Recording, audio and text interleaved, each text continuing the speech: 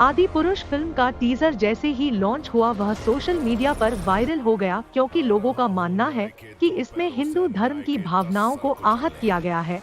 और इस टीजर को लेकर अभी तक किसी बड़े अभिनेता की ओर से कोई प्रतिक्रिया नहीं आई है, लेकिन रामायण में श्री राम का रोल प्ले कर चुके अरुण गोविल ने इस पर अपनी तीखी प्रतिक्रिया जाहिर करी। नमस्कार। 4 दिन पहले जब फिल्म आदि पुरुष का टीजर रिलीज हुआ, तब से लेके अभी तक चारों तरफ एक हंगामा है, एक शोर है। फिल्म इंडस्ट्री में, चैनल्स में, जर्नलिज्म में, एडवर्टाइजर्स में, संत समाज में, चारों तरफ एक शोर है। चारों तरफ डिबेट्स हो रही हैं, चारों तरफ भली बुरी बातें कही जा रही हैं। मेरे पास भी सैकड़ों फोन आए होंगे, सभी चैनल्स से फोन आए, जितने सभी जर्नलिस्ट हैं, बड़े बड़े जर्नलिस्ट, और सभी के फोन आए। They wanted my reaction on that, on the teaser, कि आपको कैसा लगा, आपके क्या रिएक्शन है, आप क्या सोचते हैं इस बारे में।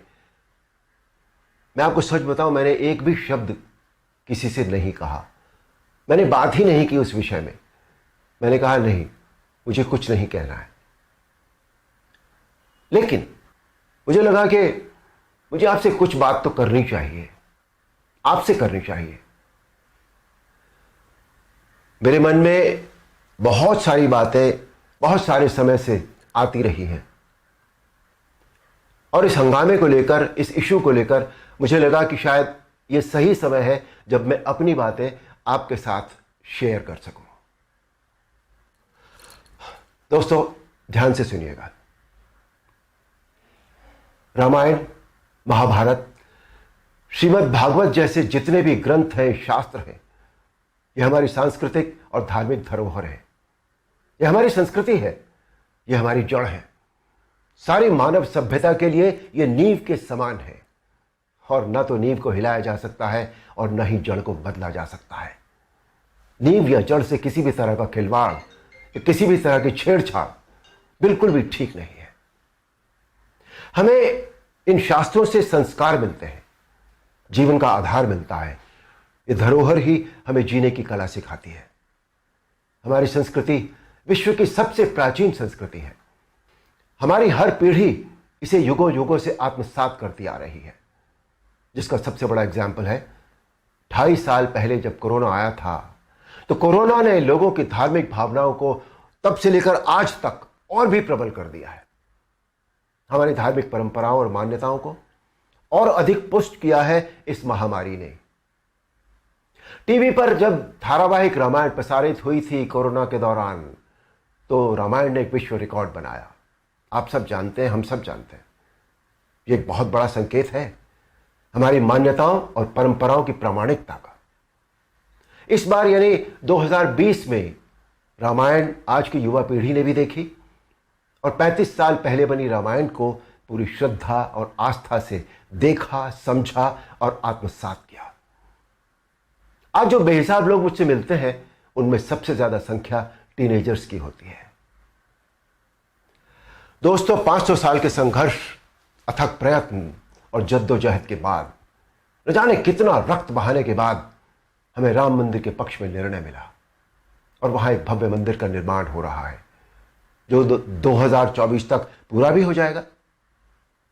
अप्रिशिएट करने वाली बात यह है कि मंदिर को भव्यता देने के साथ साथ उसकी आत्मा और मौलिकता को ज्यों का त्यों रखकर यह मंदिर बन रहा है। हमें अपनी सभी सांस्कृतिक और धार्मिक धरोहरों और मान्यताओं को जैसी वो है वैसी ही बनाए रखना चाहिए। उनमें किसी भी तरह के बदलाव की न तो जरूरत है, न करना चाहिए, और न ही किसी और को करने देना चाहिए। भला कोई अपनी नींव हिलाता है क्या? कोई अपनी जड़ें बदलता है क्या?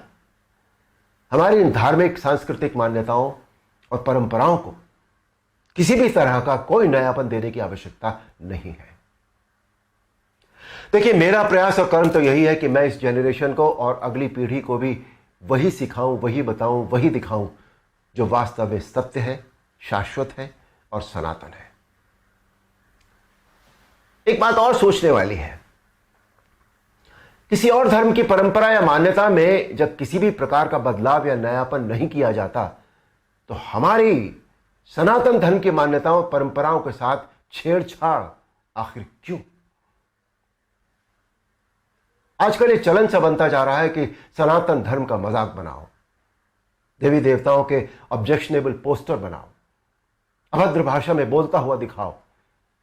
आखिर किसने अधिकार दे दिया कि कोई हमारी धार्मिक आस्था से छेड़छाड़ करे या हमारी भावनाओं को ठेस पहुंचाए? कुछ फिल्म मेकर्स, कुछ राइटर्स, कुछ पेंटर्स, कुछ एक्टर्स, कुछ एडवर्टाइजर्स को इस बात का विशेष ध्यान रखना चाहिए कि वो क्रिएटिव लिबर्टी के नाम पर धर्म का मजाक न बनाए और न ही किसी की मान्यता या परंपरा को तोड़ मरोड़ कर प्रस्तुत करें। दोस्तों, ये किसी राजनीतिक पार्टी या धर्म के लिए नहीं, बल्कि पूरे देश के लिए एक स्वाभिमान बढ़ाने वाली बात है कि आज हमारे प्रधानमंत्री श्री नरेंद्र मोदी जी के नेतृत्व और कुशल मार्गदर्शन में देश के कोने कोने में सांस्कृतिक, धार्मिक और ऐतिहासिक धरोहरों को पुनः पहचान मिल रही है। स्थान स्थान पर कॉरिडोर बनाए जा रहे हैं, जिनसे हमारी इन धरोहरों की रक्षा भी हो रही है, उनका पुनर्निर्माण भी हो रहा है, साथ ही उनकी मौलिकता भी यथावत रखी जा रही है। मोदी जी, ये देश सदैव आपका ऋणी रहेगा। मेरा अनुरोध है आप सबसे कि आप सब पूरी सक्रियता और जागरूकता के साथ अपनी अमूल्य सांस्कृतिक, धार्मिक मान्यताओं और धरोहरों को सहेज कर संभाले रखने का संकल्प करें और दूसरों को भी इसके लिए प्रेरित करें। धन्यवाद। नमस्कार।